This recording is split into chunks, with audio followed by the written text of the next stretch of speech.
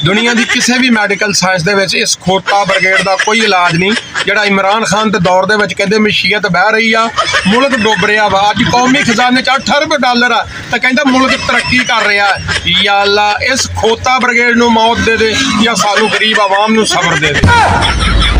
शेर अर्ज कीता है पटवारियां दा माही टुर परदेस गया, ਉਹਨੂੰ 12 अक्तूबर 1999 ਦੀ ਰਾਤ ਨੂੰ ਲਿੱਤਰ ਵੱਜੇ ਸੀਗੇ।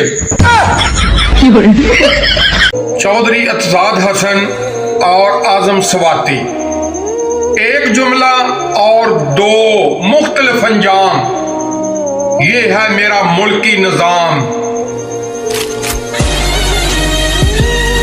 वो कौन था ये सवाल अरशद शरीफ ने उठाया था। जवाब का सबको मालूम था, हौसला नहीं था, हिम्मत नहीं थी, खौफ था। ये खौफ का बुत तोड़ा चौधरी बैरिस्टर अतजाद हसन ने, जिसने अलानिया कहा कि इन सब के पीछे जनरल बाजवा है। चौधरी अतजाद हसन बहादुर आदमी है, दलेर आदमी है, मगर हारे हुए लश्कर में। सियासत दी मीरा नवाज शरीफ भट्टो ने हाजी साहब नूं फरमाइश कीती आ कि मैं पाकिस्तान तद आउणा, पहले नंबर के उत्ते मैनूं पंजाब की जिहड़ी हुकूमत आ बना के दिता जाए। नंबर 2 मेरी नाअहली खत्म की जाए। नंबर 3 जिहड़े बंदे दा मैं नां दिता वा उहनूं आर्मी चीफ बनाया जाए। नंबर 4 इमरान खान नूं नाअहल किया जाए। नंबर 5 इस तो बाद इमरान खान नूं गिरफ्तार किया जाए।